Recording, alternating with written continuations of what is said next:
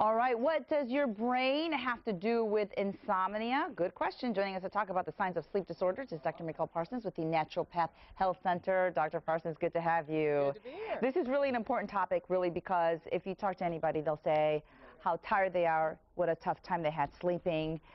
Let's talk about maybe what can be the cause of all of this. Well, one of the more common, there's two really common causes. One is an easy fix. Eat. See? If your blood sugar you just drops cut your too meal low in half. in the That's middle a of the good night, thing. you're going to wake up, and when you wake up, you aren't going to wake up feeling Yeah, I know. hungry.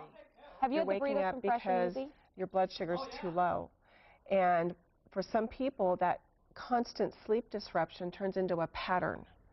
So for some, you want to make sure that you're eating protein throughout the day, but especially protein in that last meal of the day at dinner. Oh. And then sometimes while we're trying to heal your physiology, you might need a little protein-based snack before bed. But we don't want you to eat a lot of food before bed for a whole other set of reasons. So that's one reason. Another reason, which is much more challenging to deal with, is your brain won't turn off. Yeah. You're constantly thinking, what did I do? What did I didn't get done? What happened? The whole what ifs, what if this happens? What if that happens?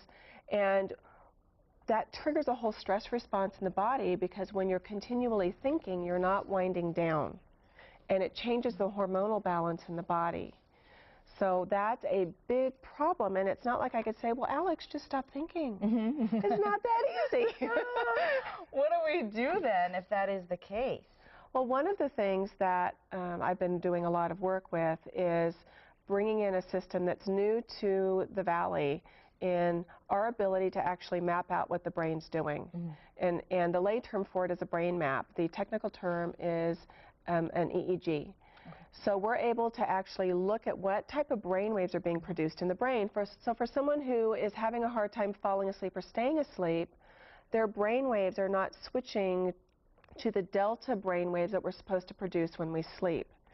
If they're stressed out, if they're overscheduling, if they've got too much on their plate and they're constantly thinking, then you're going to be making more of those beta brain waves.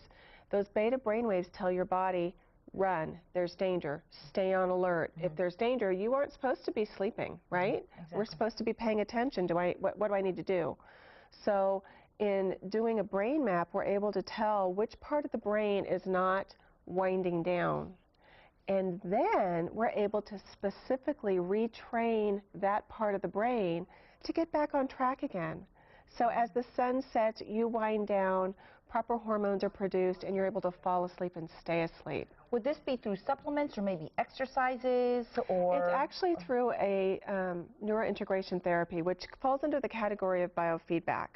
So this type of biofeedback, though, is much more cutting-edge, state-of-the-art, because you know I don't do anything. That's true. I like to know the science and everything behind it. So it uses your own brain to retrain itself through positive reinforcement and feedback by using something called photic stimulation. So we're using photic stimulation and hearing to get your brain to get the concept of the right brainwave frequencies to produce at the right time. Okay, so you can basically control your brain waves through what the brainwave frequencies show, kind of? It's a different type of biofeedback. With traditional biofeedback, then you are constantly trying to focus in and, okay, I'm going to do this with the brain. This is more of a subconscious thing. Okay. So you're actually, during the therapy session, you're sitting back, you're watching a movie, you're listening to music, whatever we're wanting to do to get the end result. And the auditory or the visual stimulation will start and stop based on if your brain is working at the right frequency. Oh, wow. Okay. It sounds technical, but it sounds like it works. It is amazing. It is amazing. And normally, the cost is about $2,000 for this frequency. To do an actual brain map, that cost traditionally is $2,000 and up, and it's not usually covered by insurance. But Julian Whitaker is using this in his clinic. He's charging $600 for the brain map. I'm a great negotiator. I negotiated a great deal, and we can do it for $500. Wow, wow. Yeah. I'm sure maybe people will take advantage of this, because really it sounds like something It is going to change people's worlds. When you know, if you don't sleep, you're deprived. And you're just in a bad mood, everything is spirals awful. from there. Yeah, you're just a grumpy butt, and you don't feel well, and you can't think, and you get sick. You're yelling at everyone, and yeah. Wow, it sounds like it'll make you a happier person, to be honest with you. All right, 447-1404 is the doctor's number. If you want to ask her any questions or want more information. You can come on in for a consultation. Yes, Absolutely. come in for a consultation at 745 Locust Avenue. Also visit the website at naturalpathfresno@yahoo.com. Yep. There it is, right there on your screen. Get your brain back. Get your brain back. I love it. All right, Dr. P, thanks for being here. You're welcome. Always interesting. Stick around, folks. Central Valley Today. We'll be right back.